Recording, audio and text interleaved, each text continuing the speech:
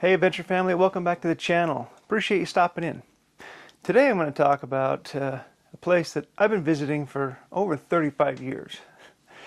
See, my grandparents moved to this place back in '88 and we've just been going there ever since. Obviously we used to go down to see them, but there are other things that have kept us coming back, obviously. And if you stick around on this channel at all, you're going to notice that we cover this place quite often. And I am, of course, talking about Moab, Utah.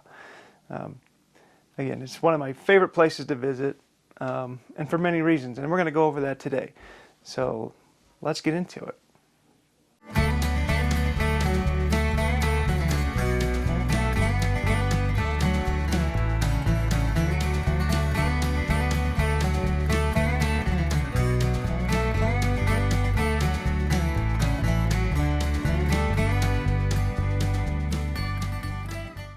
One of the things that keeps people coming to Moab is that it is a centrally located spot to access 2 national parks, 2 state parks, a national monument, and thousands of miles, acres, if you will, of just beautiful landscape that by itself could be in a park as well. But it's hard to pick which places down there would be, national park worthy.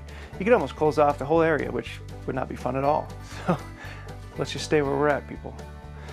But anyway, Canyonlands is the largest of the 2 parks, and you've got 2 vastly different areas to see, just miles apart. But the Island in the Sky District is the easiest to get to, and Canyonlands is kind of one of the most remote national parks in the system. Whereas Arches, which is the gate from Arches, is just around the corner from the town of Moab, and it's the world's largest concentration of natural arches in the world, with over 2,000. And I love going there. It's a quick park, and I don't personally like to go in the summertime. Like right now, they've got a timed system between March and October, I believe, and I like going in the off season a little bit when it's cooler, because hiking around in the heat's not my kind of thing. But either way, whenever you visit, is not a bad time to go. It's beautiful, and those rock formations are second to none. So obviously, that's going to draw people in. Now, Arches isn't the only place you can see these arches. No, they're all over the area. They're just more concentrated in Arches. If you go out and explore in the backcountry, you're going to come across quite a few of these arches that are easily accessible, not as busy. There aren't, the traffic like a national park would be. They are just a little bit more difficult to get to because you're taking dirt roads to get there, but they're well worth the effort. That's one of the most popular ones to visit is actually called Gemini Bridges. Now, there is a difference between arches and bridges. It's how they're formed. I won't get into it here. You can get that information on your own if you so choose to. But Gemini Bridges is a fairly popular one. You'll see a lot of mountain bikers and off-roaders in that area because they're literally, there's a parking lot and it's like a 300 to 400 yard walk to get down to them, and they're quite impressive. You can get up and walk across them, take all your photos. You can even drive to the bottom of them and look up at them if you so choose, and you can do both of these within 2 hours. It's really a cool place to see. So if you're in the area, you most definitely want to check out the Gemini Bridges if you're into a little more hands-on type of experience. Now, we may not even know Moab as we do today if it hadn't been for the uranium boom back in the 1950s. Back then, the United States was involved with building nuclear weapons, and in order to build nuclear weapons, they needed uranium, which is found all over in the hills in the surrounding area around Moab. So you'll be able to go find some of these old remnants, mine shafts, buildings, all those type of things that have been just left and abandoned over the years to sit there and rot. So you kind of get a cool little history of our mining days and the boomtown days of Moab. Just south of Moab, there's even this little odd roadside attraction that I enjoy going to every once in a while. And it's called the Hole in the Rock. It's a 5,000 square foot home carved into the sandstone, and it's an interesting stop. It's well worth you got to check it out at least once. That's what I'm saying. It's kind of goofy. I was there when my grandparents first moved there. It was the first time I went there. The tour hasn't changed much. Owners have changed hands, but the tour hasn't changed much. And I don't know. Like, you just got to do it once for sure. Now they won't let you take photos inside of there, but you got to get an idea of what it looks like here. And they've got this little petting zoo. If you've got an urge to feed some animals, that you can check out. But if you're trying to kill some time, like I said, or you're passing through and you have a minute, stop in and look at it. It's interesting to hear about. Now going even further back into the history of the area around Moab, there's plenty of evidence left over of the ancient Puebloan people that used to occupy that place 2,000 years ago. Now, scattered around Moab, you'll find some of these native ruins. So these are just stone structures that are still standing after all this time. The largest concentration is south of Moab, a few hours, but still accessible from Moab, and that's at Hovenweep National Monument.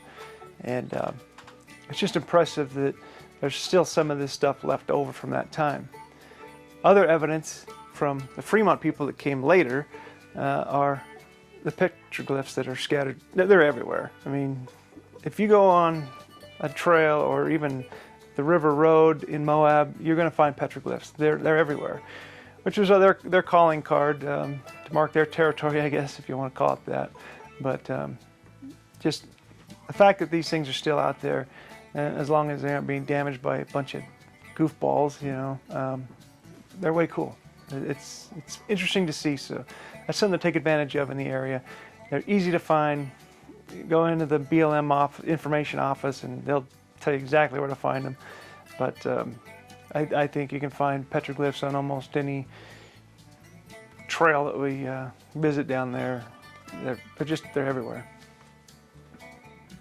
So those are just a few of the things that I like to do when I go to Moab, and things that I like to highly recommend for those that are visiting. Especially if you've never been down there, you definitely have to go to Arches. It's just, I think that would probably be one of the biggest draws to go down there. Arches is a very popular park. They do have timed entry in the summer times now, which is kind of annoying, but necessary. The park is not that big. The parking lots are not that big. So as much as I don't like it, it is a necessity. But there are other things to do down there as well that I don't do. Some of them maybe I should. I don't mountain bike, but it's a destination for mountain bikers. The world famous Slick Rock Bike Trail is down here. And floating the Colorado River, rafting the river, that's a popular thing that I've never done either. And maybe I should, because it looks fun, I guess. It's just never been my cup of tea. But maybe I should change that. But the number one reason that I love going to Moab is actually for off-roading. I love to take my Jeep off-road, out in the trails, get as far back as I can, and see, you see things back there that of course not everybody gets to see, because you're not going to get there in your Civic. You need a high clearance off-road vehicle to get there. And it challenges you too. I mean, it challenges your driving ability, and it's just plain fun. It really is. It's not, there's no high speed, nothing. It's a nice leisurely type of sport, so it's kick back. And if it's something that you are interested in getting into, then I would recommend going during the Easter Jeep Safari.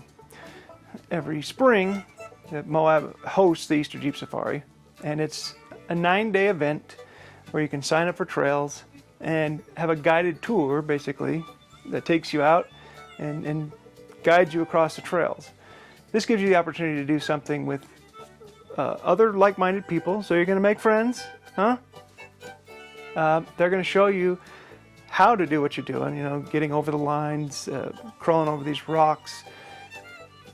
It's just a much better experience than trying to go out there all by yourself if you don't have anybody else that knows what they're doing. That's the way to do it, because out there people love to help, they love to talk about their rigs, and they just love spending time with other people that like doing what they do.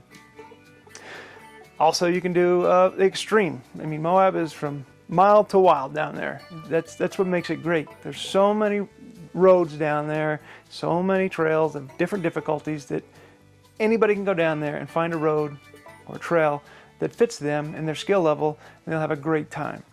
So if you're into off-roading and you've never taken the advantage to come to Moab, you got to do it. I mean, it really is the mecca of four-wheel drive, as they have said over the years. So yeah, get your four-wheel drive. It doesn't have to be a Jeep. Don't worry. There's no rules of it.